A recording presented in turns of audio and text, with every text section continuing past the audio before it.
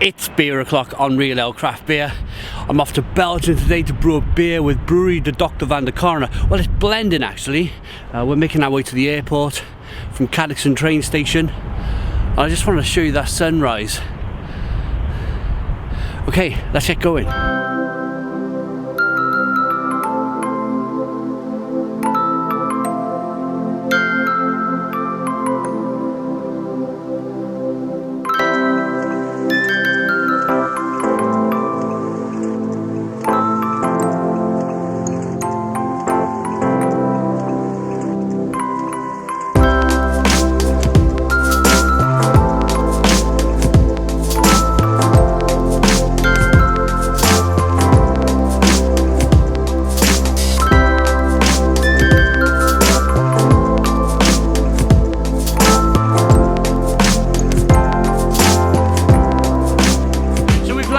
We're here with Ronald from Brewery De Dochter van de Korenaar. How are we doing, Ronald? Fine. It's cold, but it's a bit cold this morning. We've landed. We have the Beetle behind us. And so tell me the start, the history with you and beer. How you got interested in beer? Oh, that's really a long time ago. That was in 1984. Yeah. I started my first brewery in Groningen, in the north of Holland. But I've been brewing beer since I was like 15. Okay. So at the age of 22 I started my first brewery, and unfortunately I had to stop that in 85 because lack of money.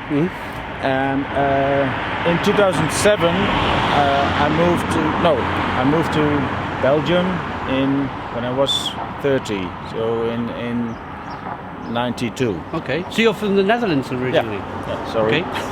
I make Belgian beer, but I'm Dutch. Of course. And then in 2007 I was able to buy this little building, and we sold our house in France, and from the profit I was able to finance the first brewery, and we're standing right in front of it. It's a very small building. My house was attached to it, and the lower building was my brewery. Okay. So a 1,000 liter installation, and I think the first year I did something like 150 hectoliters. Right. Okay. It's a little bit too much to drink by yourself, but not enough to live from. So I think second year was like 200 hectoliters, and then I started to think of focusing myself on the brewery, because I had a job as a swimming pool builder. Okay. Yeah. Together, and I brewed in weekends. And then I decided, okay, I stopped the swimming pool building. I'm gonna concentrate on brewing. And from that day on, so in 2009 or 10 maybe, it grew about 100% a year, average. And you started winning awards as well. Yeah. So when was your first award? Was it here? Was the beer made here? Yeah. Brilliant. I think the most awards that I won so far is from beer produced from in this this very simple installation. Okay. But the basics were good. If you take good ingredients, simple recipes, then you get decent beer. Really good beer. Absolutely.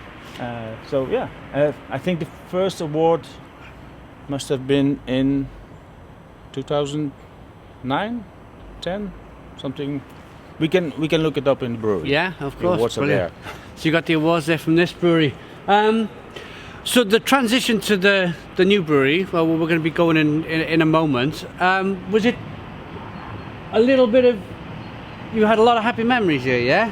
And it was, but of course you grown to a size now where there was no room here to.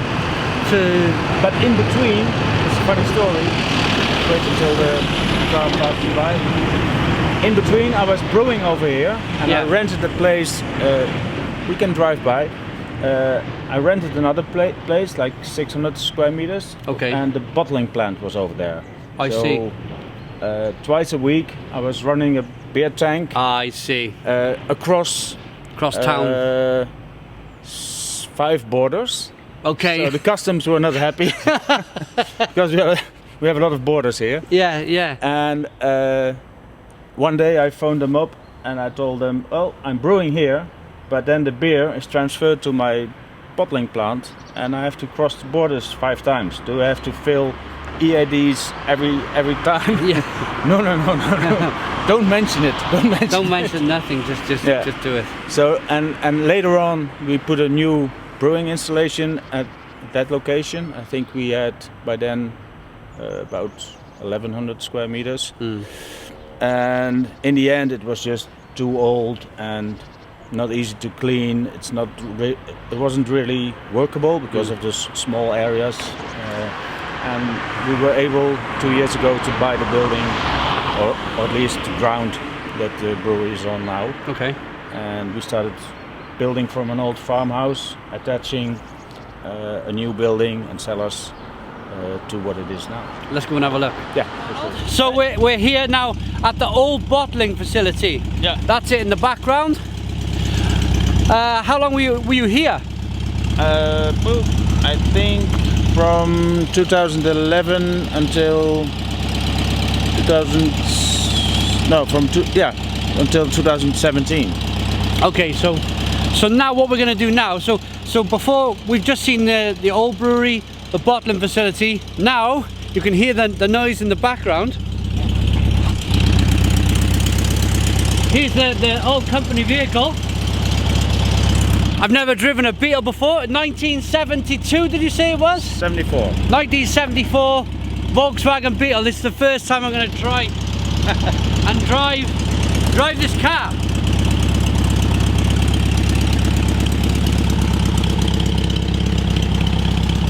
I hope it's going good. Valuable car. Big.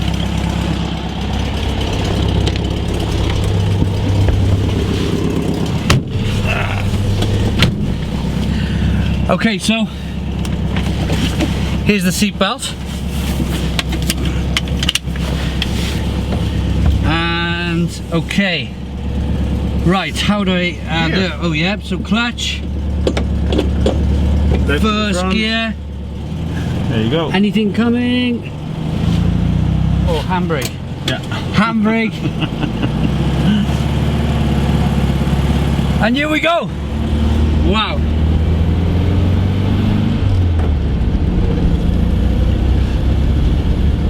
So now, Ronald, we're driving now to the new brewery, which is about a mile away. You have to drive on the right side. I have to drive. So I'm driving a car from 1974. A little bit further. Oh, we're going down this way. Yeah, and then there to the left, where the car's coming from. Okay. Indicator here. Yeah, that one. Here we to go. The left. And then it's straight ahead. And now, wow, this is an experience. Is that third? Oh, that's first. Yeah, that's third. Here we go. Now we're in we got it into third gear. Okay, let's carry on with the interview. So you were going through town really, with a big container. Do you have like a lorry where you were transferring the beer? Yeah, with a tank. Okay. So we could put 1,000 liters in it, bottle 1,000 liters in one day, and then the other day we do another 1,000 liters. Okay, brilliant. So when did you decide that you needed to move? You needed to invest in a new brewery. Everything was needed to be together under one roof. Made it a lot more economical. What was the point? What year was it that you thought I have to change? I think about halfway 2016, when space got really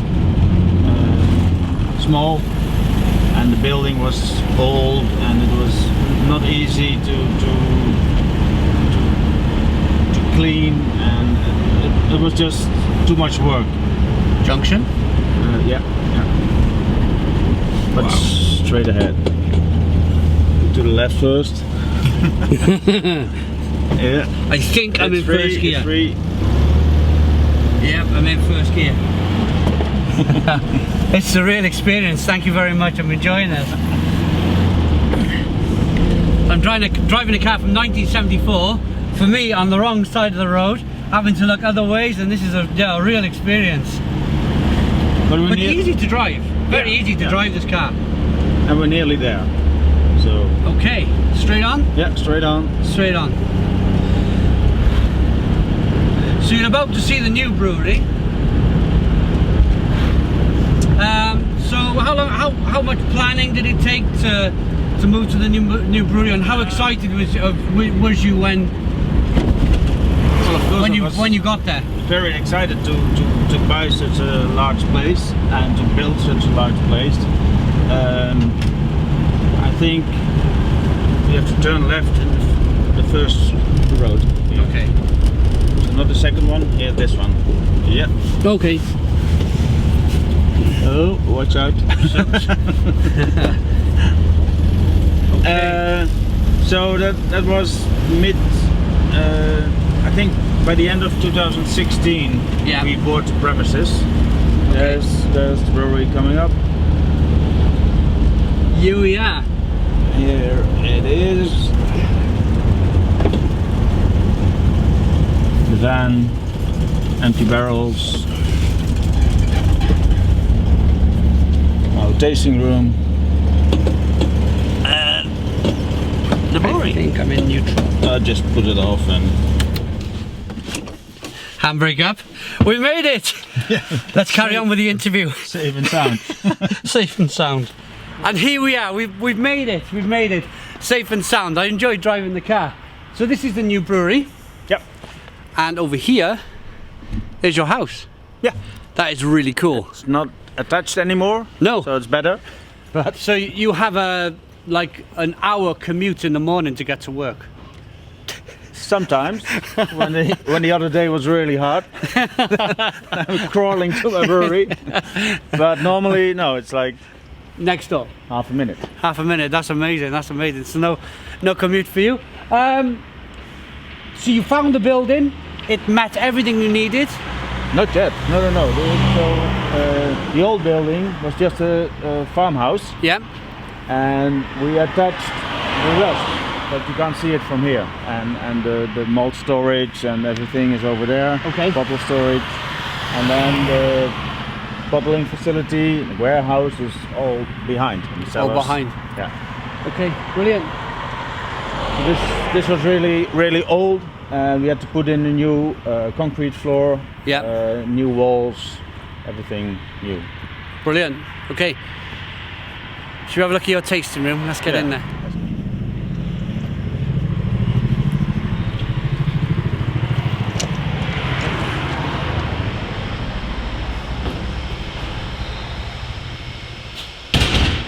Here we are. And this is where the story continues, Ronald. I hope so. I think so. You think so? So this is your tap room. Yeah. We're not open yet. It's still early. Yeah. But later this afternoon it will be quite busy. Yeah. We have a few tours coming this afternoon. So there will be like 40-50 people. Amazing. Yeah. Taproom, brewery is right next door. You can have a look. Yeah, let's get in. Normally you can see through the windows, but now there's a pallet of bottles. There's a pallet of bottles. So at the beginning of the tour, here's the little shop where people can come in and purchase some. After a tour, you can, if you like, you can buy some beers at decent prices. Okay. So here's what you have on tap at the moment. Bravo, Finesse, Embrace, Cream Passionate. Okay, let's go. I really like this picture here on the wall behind. Yeah, it was an old... This is Ronald when they first opened the brewery in 2007. Yeah. Really cool. Little kids, now they are a bit bigger. And a beer truck. Yeah, an old Chevy beer truck. I think it was from 64 or 63. Unfortunately, it needed restoration, and I'm not good with cars. Yeah. So I sold it, but I would like to buy it back one day. Okay. into the brewery. Oh my goodness me, look at this. Wow. Look at this fermenter. How much can this hold? This one is 100 hectoliters. 100 hectoliter tank there, stainless steel. It's sort of what I produced in the first year. Wow. It's one tank, or 1.5 tank. Okay. You were going to mention something. Yeah, we can go up on the balcony and you have a nice overview of the brewery. Let's have a look. Yeah? Let's have a look. And we have to go up there.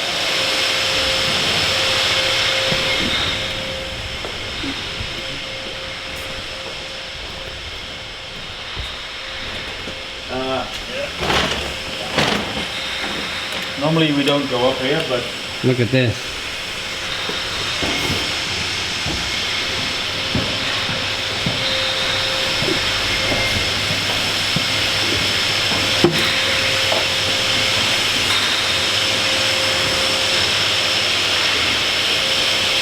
Ah, look at this.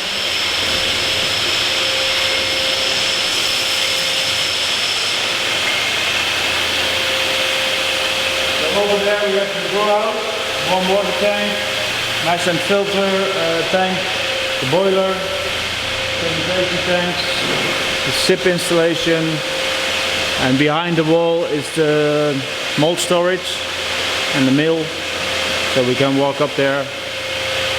After fermentation, the beer goes to the bottling facility, right over there. Okay.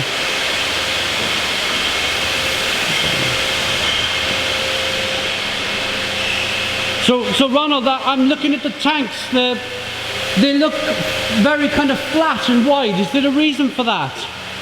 Yeah, because I only make all malt ales. I use a lot of malt for my stronger beers, and to be able to do that in one brew, you need a very wide filtration tank.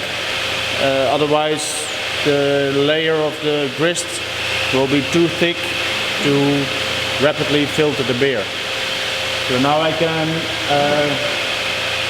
can put about 1600 kilograms of malt in one time in my mash tun, and have a filtration going in about 1.5 to 2 hours with the strongest beers.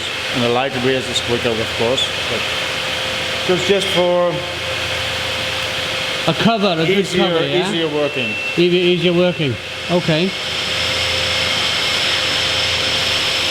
Fermenter. How many fermenters do you have? 1, 2, 3. Is there one behind there as well? I have 3 5,000 liters. Yeah. And 2 at the moment of 10,000 liters. So 100 hectoliter and 50 hectoliter. And we have room for another 6 large tanks and 1 small. Okay. But that's in future. Yeah, of course. Of course. They are all quite big investments, and we need to sell beer to reinvest. Of course, absolutely. But then you have room to grow here, which is cool. Yeah, you have space, and I like it to have a little bit more space because it's easier working when you have to haul with hoses and pumps. Yeah, and it's easier when you have a lot of space. I totally understand. Yeah, I understand. Let's go down. Yeah, let's go down.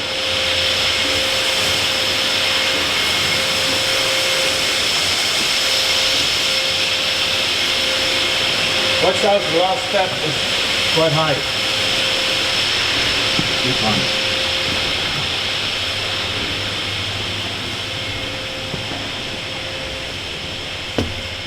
Have you seen this? Oh, look at this. An old English beer engine.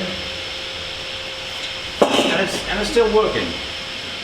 Sometimes cool. we pour beer from it. So the barrel under here or behind? And yeah, you can connect the barrel and then just pump it out. Pump it out, lovely. With a sparkler, I know you don't like it, but in Belgium we like a little bit of foam. Oh, me too. Me too.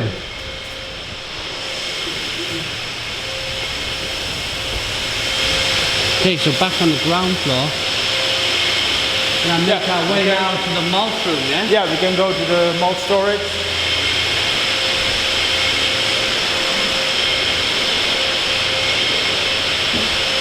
Mike, go ahead.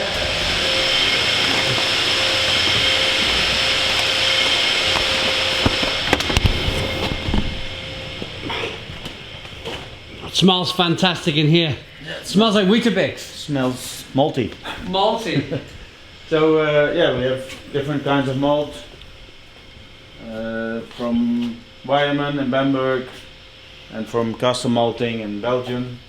So most of the special malts we have from Weyermann, and the standard malts we have from Belgium, and also some English malt, Chevalier.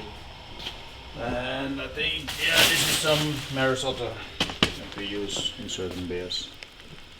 Cool. So it comes here.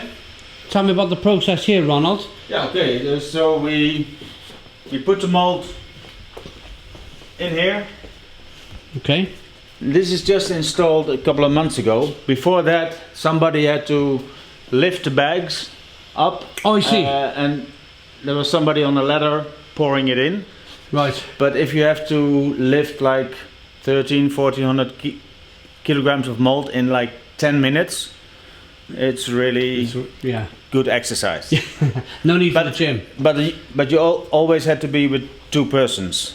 And now I can do it by myself. Yeah. So I open the bags, put them in here, they are transferred up, milled, and then with a conveyor going up to the mash tun.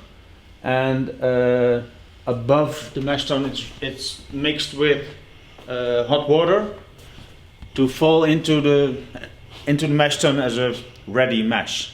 So we don't have to mix it, it's just falling in as a slurry. Okay, so this machine crushes the malt, breaks it up, and that's to get the enzymes out of the sugar, yeah? Yeah, and to get the water to access the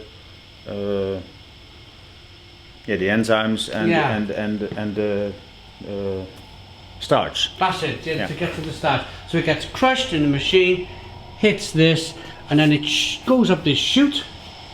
Yeah. Up to the top, and we'll go and have a look. Yeah, okay. We'll go and have a look at the next stage.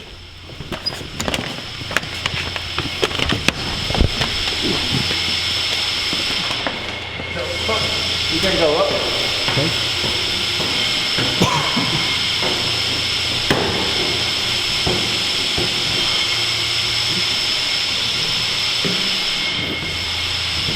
So up there, the grist is arriving and it's been mixed with hot water, so it falls in. And there is a cutting device in here, a mixing device. So during mashing, it's mixed and. Oh, you want to see if you have a light? Oh, you have one. Perfect. Ah, there we go. Ah, so it gets mixed around like this. The hot water's added, all the hot liquor, as we say in the industry, is added. All the malt goes in there, spins around, so you don't have any kind of cake. It doesn't cake at all. It's just mixed up greatly. And the scrapers are lifted, of course. This now they are low because we emptied the tank and it pushes out the spent grains. But normally they're in up position. Yeah. And they're just meant for stirring a little bit. And then you have these cutting devices at the end of the filtration when you're washing out the spent grains to very slowly turn it and get the last sugars out of the malt. And then you have a very fine base plate on the bottom there. Yeah. That's to stop the malt falling through, yeah? Yeah, of course. Okay. Filter plates. Okay. And then the boiler. So then the it goes down to the pump and this mixing panel, so we can decide where it's running to. And then it pump goes over into to the copper. Well, it's not a copper anymore.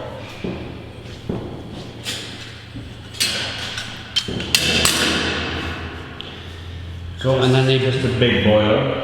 And then you boil it, and the purpose for boiling is to get rid of bacteria and any nasties that may. Yeah, and proteins to collide together. Yeah.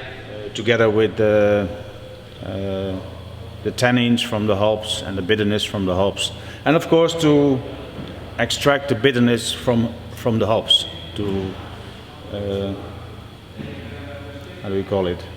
Well, to get the bitterness dissolved in the beer, it needs to boil for 1 hour. Right. Okay. At least 1 hour. Normally we boil between 75 minutes and 90 minutes. Okay. And you get some evaporation. There we have our cooling cell for the hops. If you like, we can have a look. Yes, of course. That smells really fantastic over there. Can have a look. Coffee. We're coming in a few minutes. There's the boiler. Now we heat with steam. In the old days it was with thermic oil. But the process is sort of the same, but this is faster. Okay. So our brew day is not like 14 hours, but we can do one brew in about 6-7 hours. So if we like, we can do 2 brews a day. 2 brews a day. That's very efficient. Yeah. Very efficient. It should be. Okay, let's go and have a look. This is not a nice stairway. Like a hot room.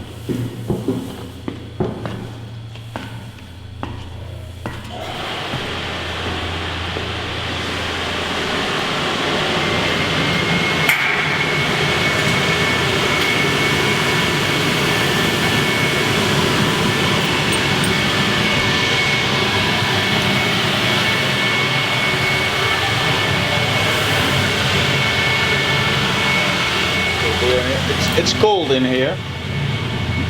Oh, blimey! Wow! I wish we had smell-o-vision in here. You've got to really smell them hops. Wow! Yeah, so here we have the American hops on this side, English hops over there, and German hops in that corner, and some New Zealand hops as well. Yeah. And look at this. That's beer. Here's some beer. This is the finesse with a nice wooden label. Yeah, some old stock that we keep over here. Yeah. But I like working with hops, so we have quite some varieties. We have Simcoe, Citra. Oh, Citra is over here. That's it. Summit, I think. Yeah, Summit. Pacific Jam, Columbus. First Gold is English, Michigan Goldings, Magnum, Sapphire. So hops from all over the world. So Ronald, how do you decide, if I just come back a bit, how do you decide which hops to use in which beer? If you want more of a New World beer, do you use the American hops? Yeah. If you want something a little bit more traditional, you use the German and the British hops. Yeah. But you mix the 3 different hops together to make a brew. To make a nicely balanced beer. I like to mix different ingredients and especially hops. But certain hops are better used for dry hopping, and others are better as kettle additions or aroma hops. So depending on the variety, you use it as bittering hop, aroma hop in the kettle, or dry hopping. Some varieties are better for dry hopping. They have more oil. Okay. Yeah. And the American varieties normally have a little bit more aroma and oil, so they are better suited for dry hopping. I see. Okay. This is and yeah, it smells wonderful in here. Yeah. Wonderful. But it's cold. Yeah. Let's get out.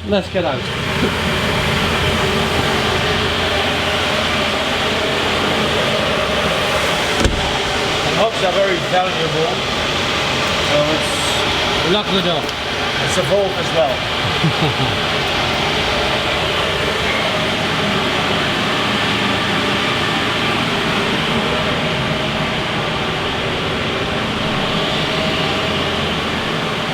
This is a little clue here as to what you're going to see in a moment. We'll finish the rest of the brewery tour, but that's a clue as to what we're going to do later on. So we have coffee first, coffee break, or? Really enjoyed that coffee. On with the tour.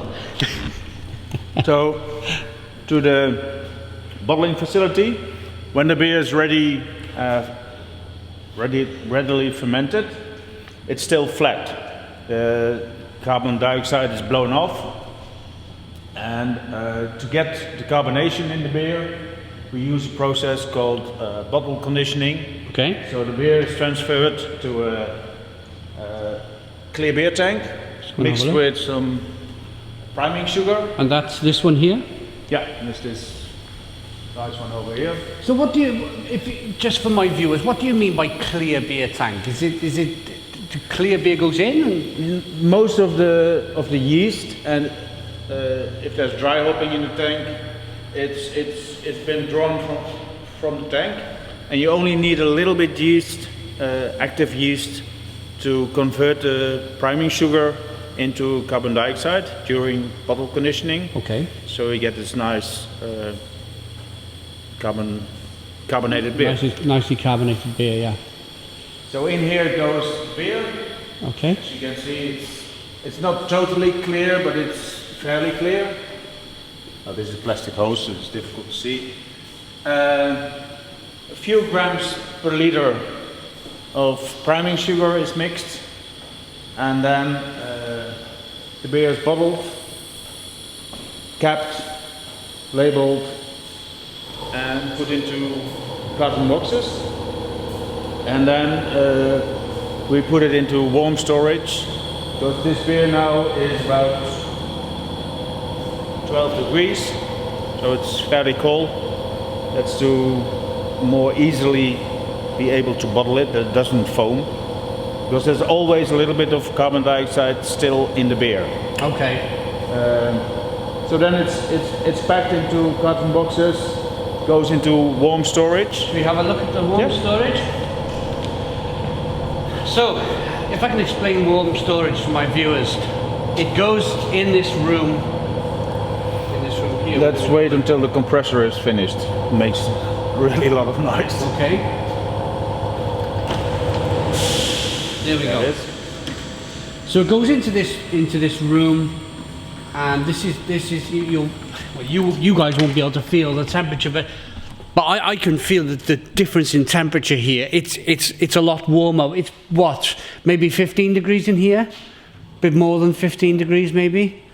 It's 22 degrees. 22 Celsius. degrees Celsius in here, and the reason for that is to do it's for the second fermentation process. It's sort of to quick start the second fermentation in the bottle. In the bottles. Yeah.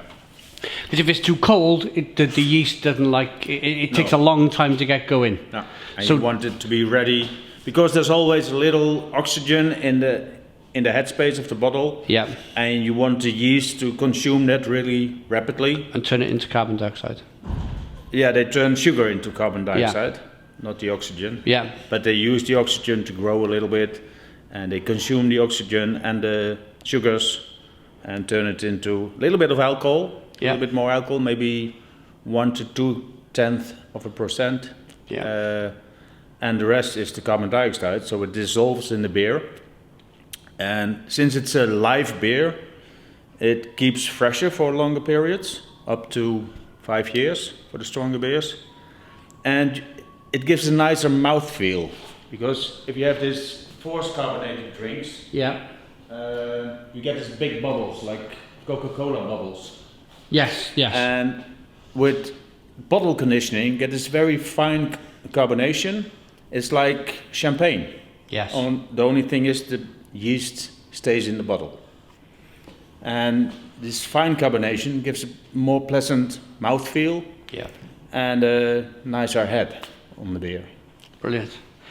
Okay. So not all beers are directly from the fermenter been bottled.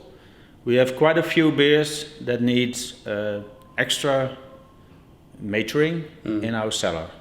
Let's go there. Right. Okay. This is really exciting, guys.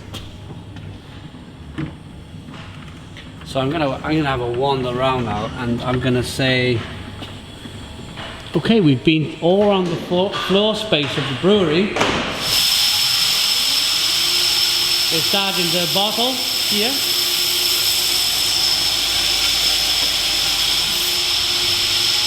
But Ronald, where is this cellar? I can't see it anywhere. What do you think? The cellar is under your feet. This is our treasure room of the brewery.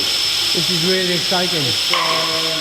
Yeah, it's underneath, and it's for cool storage of the beer in summer and winter time. Temperatures sort of the same, always like 13, 14 degrees, and it's good for conditioning of the beer because it stays in there for about 1 year to 1.5 years.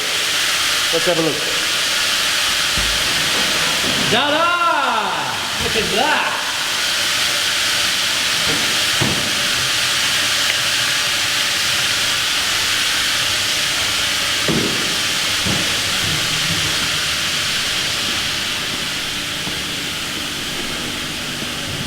Welcome in our landscape.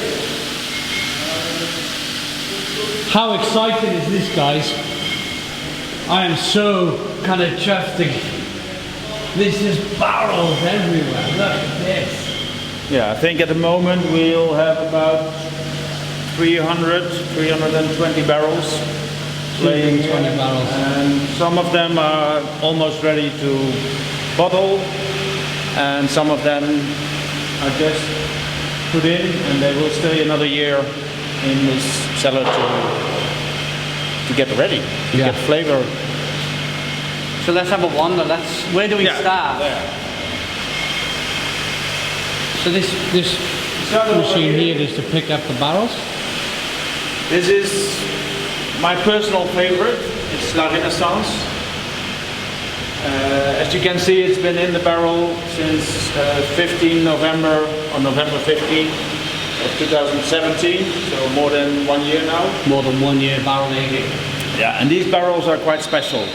These are barrels from Burgundy, white wine, but not just any Burgundy. They are from Coligny-Montrachet, which is the top of notch white Burgundy wine. And the fun thing is, when you taste the beer and you taste the wine side by side, you can clearly taste that they're like brother and sister. But this is beer and the other one is wine. Yeah. But they have the same mineral underground and slight acidity of the beer. But the beer that goes in is a traditional English IPA. Yeah. Very, very bitter in the beginning. 150 IBUs. You can't drink the base beer, but after being in a barrel for 1 year, the bitterness drops down to about 80 IBU, and after 1.5 years, even to about 55, 60 IBU. Basic beer is about 7%, gets some acidity from the wine and the wine stone on the inside of the barrels, and it's almost like a Gose, but it has more body, more bitterness. Normally, a little acidity and bitterness doesn't really combine, but in this case, due to time, it does. Okay. And it's an amazing experience to drink this beer. But we'll have a sip later on. Cool, amazing. Then, this is another great beer. It's much stronger. It's L'Ensemble di Montacino, it's our barley wine.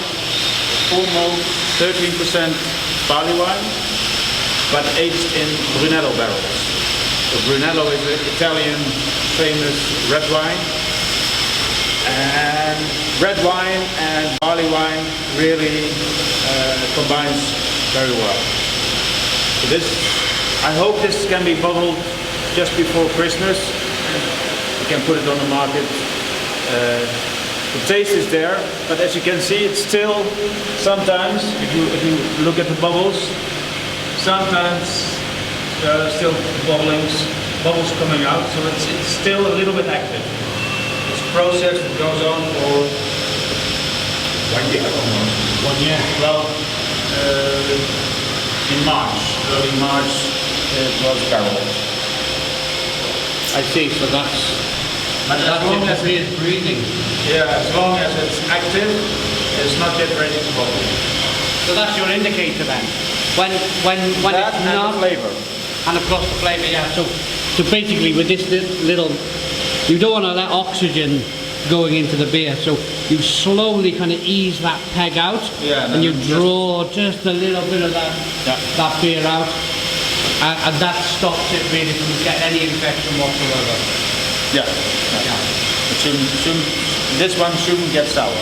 Yeah, absolutely. It is rather Swedish barley wine. Okay.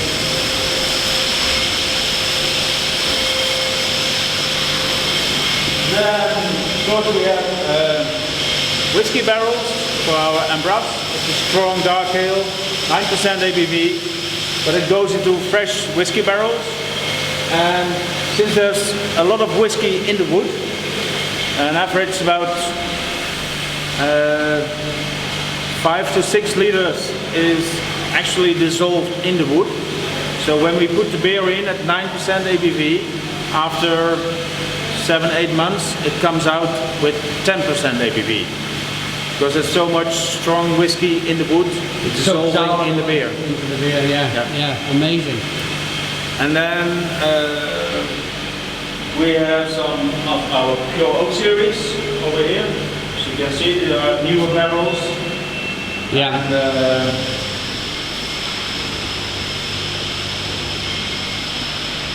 some are larger than others. Some of the barrels are larger than the other barrels. these are barriques, and these are double the size. These are 450 to 500 liters.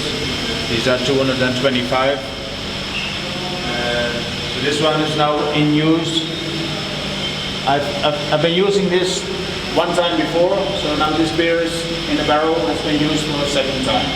I can use the new barrels up to 3 times. I see. For the pure oak series. And then what happens after that, Ronald? Does it stop producing the oak flavours after 3-4 times? Yeah. Okay. Normally in the wine business, they discard the barrels also after 4 to 5 years. Yeah. And beer distracts flavors quicker from the oak than wine.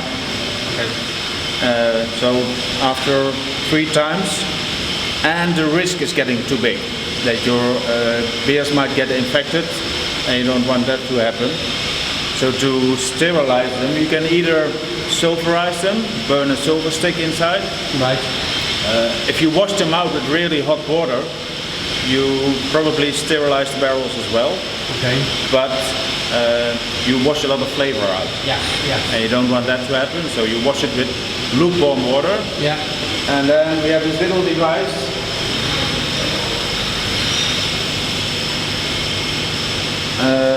It's an ozonizator.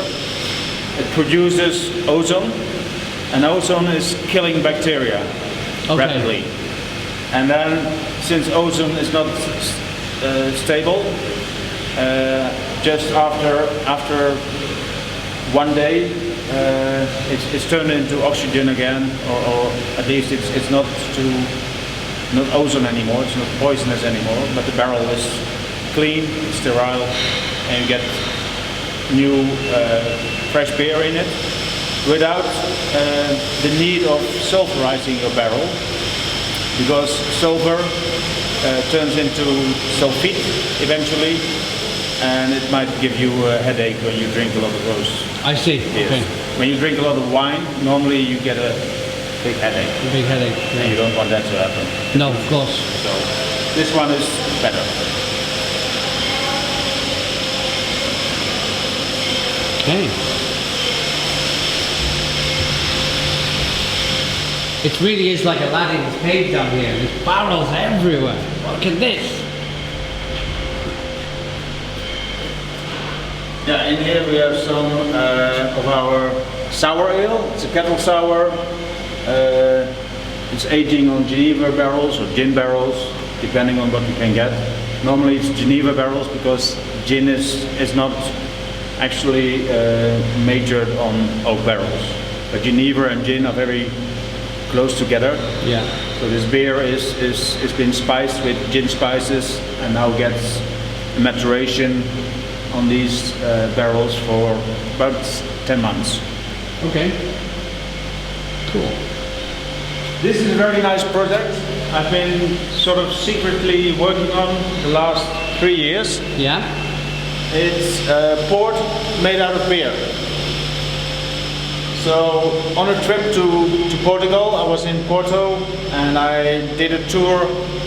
I think it was at Graham's, and they were explaining to me how they made Porto wine. Yeah. And I was thinking, I can do that with beer as well. So we started up a little experiment, got a little bit out of hand. So we brewed a strong dark beer, sort of reddish beer, and halfway the fermentation, but still a lot of sugars in it, we stopped the fermentation by adding grain alcohol. Okay. So we raised the percentage to about 20%. Yeah.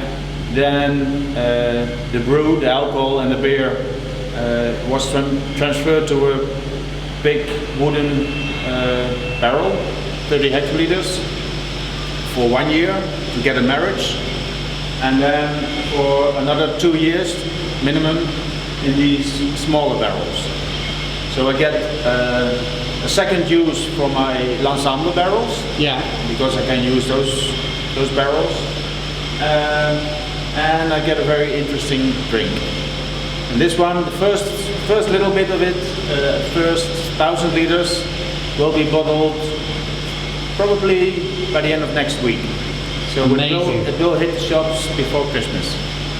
So that's going to be a really kind of a very, very different style of beer than most people have tried. It's not beer.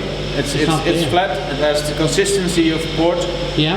The syrupy of port, the sweetness of port, but also the little caramel flavors that you get from dark malts. Right. Okay. So in that way, it's different from port wine. Right. But so if you smell it, if you look at it, it looks like port, but it's different. Yes. Yes. But it's very nice, and it's getting better every month. So we're just filling a small part of it, maybe like 5 barrels. Yeah. And the rest we'll keep for another year. Fabulous, absolutely fabulous. Yeah. And that's the point, really, isn't it, Ronald? The point is that you have all of these barrels. Some of these barrels here are really kind of very difficult to kind of get hold of, and you can experiment. You can do. Yeah. The world of beer and brewing is your oyster. You can do whatever you like with this. This is my playground. This is your playground, exactly. Yeah, exactly. That's what it is. So the big products, the mainstream beers, they come from upside. Yeah. But the experimental or more exclusive beers, they come from the cellar, and they are quite exclusive, very tasty beers. Fantastic. We'll have a taste. And we're gonna blend the beer together. Yeah, this is going to be a really, really cool project. Yeah. Let's get under the light here so we can got a bit of light on us. Yeah, this is going to be a real cool project. We've sampled some beers last night in the bottles that have been from the cellar, and we've worked out a blend. So we're going to be taking some of these barrels this afternoon, and we're going to be blending a beer. That's going to be really cool. We're going to take a few samples from a few barrels, blend them in glasses over here, taste them, and if we're happy with the result, we get them out of the cellar. Yeah. Blend it in a stainless steel tank to get a marriage of about 3 to 4 weeks. Yep. And then we're going to bottle it. Amazing. Yeah. I look forward to that. That just about concludes our tour, yeah? Or do we have a little bit more to see? The warehouse. Let's have a look at the warehouse, let's go.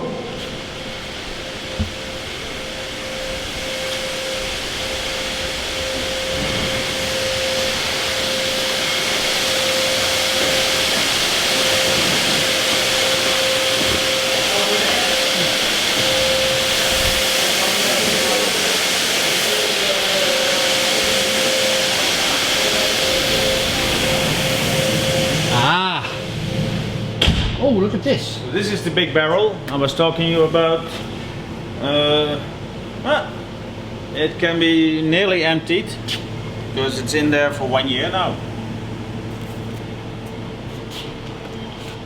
So we That's can amazing. brew another batch, get this one in smaller barrels, fill this one up.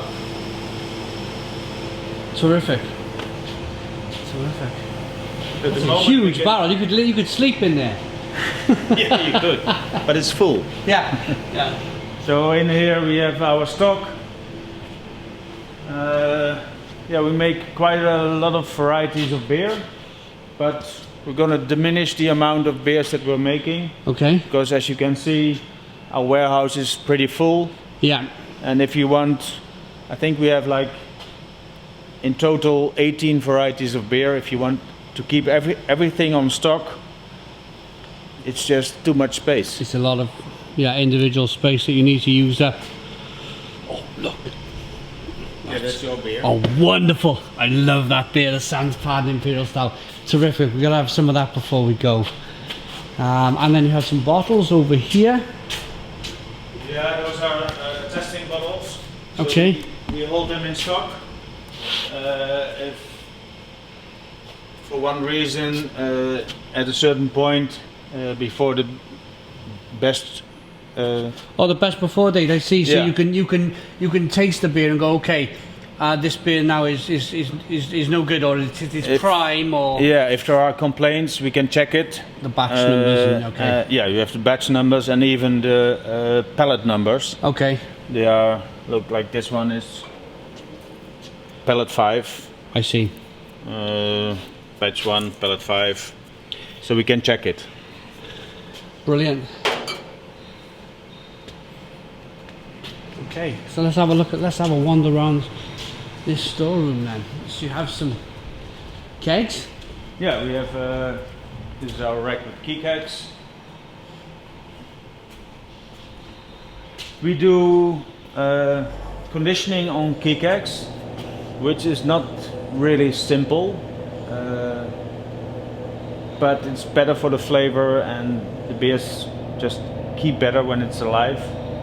And so we keep on doing it, but it needs some extra attention when pouring the beer.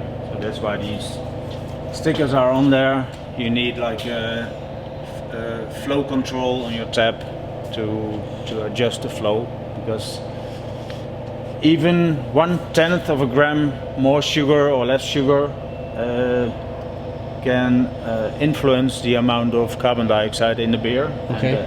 And the tap pressure.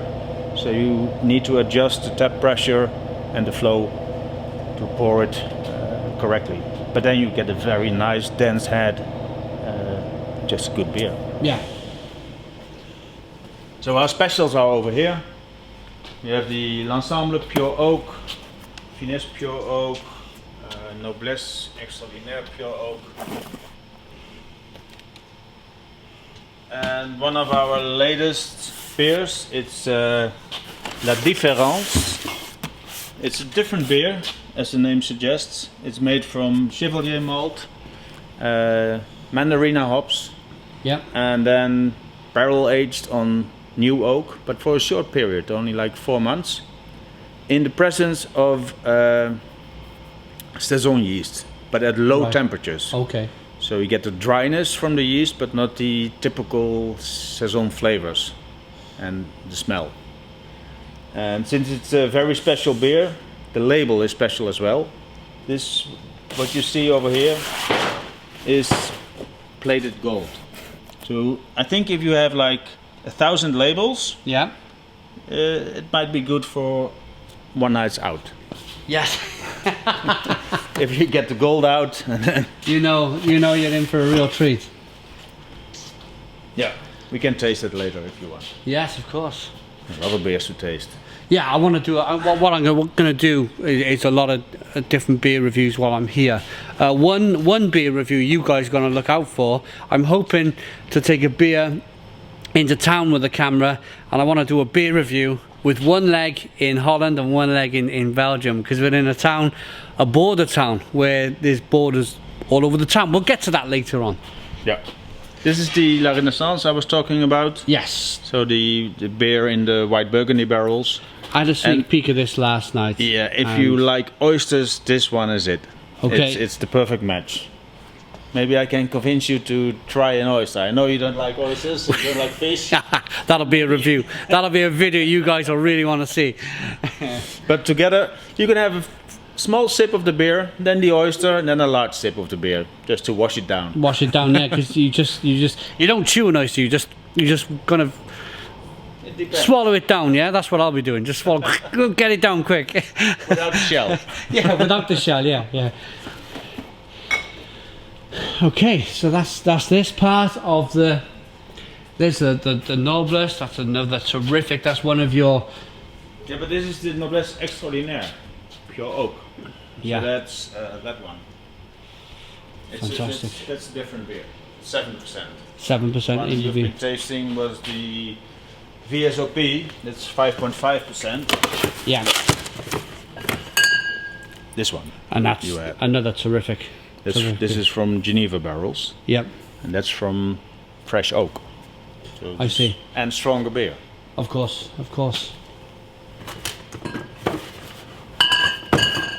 We should go start working. Yeah, let's go and start blending. Thank you very much for tuning into this brewery tour. Tune in for the rest of the videos. We're going to be blending. We're going to be doing lots of beer reviews. Thank you, Ronald, for taking me around your brewery. Yeah. And cheers.